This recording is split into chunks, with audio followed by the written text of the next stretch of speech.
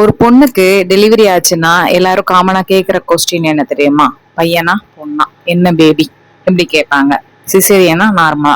யூஸ்வலா ஃபர்ஸ்ட் பேபிக்கு தான் இந்த மாதிரி கேள்வி எல்லாம் கேட்பாங்க. சரி, இதெல்லாம் கடந்து முடிச்சு எல்லா கேள்விகளையும் தாண்டி குழந்தைக்கு ஒரு 2-3 வயசு ஆனதுக்கு அப்புறம் செகண்ட் பேபி பெத்துக்கலாம் நம்ம அப்படின்னு தோணி 2வது குழந்தை பெத்துக்கும் போது அப்பமும் திருப்பி வருவாங்க. ஃபர்ஸ்ட் சிசேரியன் தானே, இப்பவும் சிசேரியன் தான் இருக்கும்.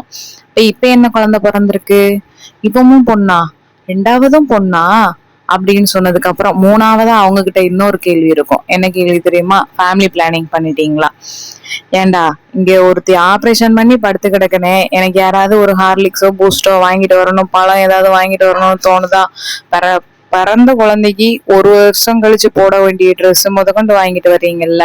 இங்க ஒருத்தி ஆபரேஷன் பண்ணி படுத்து கிடக்குறா, அவளுக்கு ஆறுதலா ஏதாவது பேசுவோன்னு கிடையாது. ஃபேமிலி பிளானிங் பண்ணியாச்சா?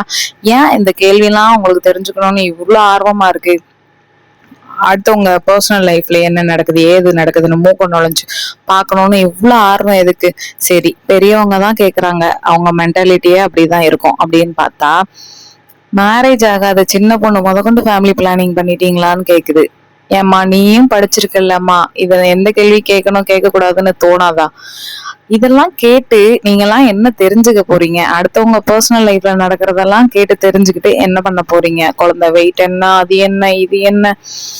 ஒரு நியூ பார்னா பிறந்திருக்கு அப்படின்னா அந்த நியூ மாமுக்கு எவ்வளவு பெயின் இருக்கும், வலி வேதனை எல்லாம் இருக்கும். இந்த இதுக்கெல்லாம் நடுவுல நீங்க கேக்குற கேள்விக்கெல்லாம் பதில் சொல்லிட்டு கஷ்டப்பட்டுட்டு இருக்கணும். அத கொஞ்சமாவது புரிஞ்சுக்கோங்க. அம்மாவோட ஸ்ட்ரெஸ் என்னங்கிறதையும் புரிஞ்சுக்கோங்க, அண்டர்ஸ்டாண்ட் பண்ணிக்கோங்க. தேங்க்யூ.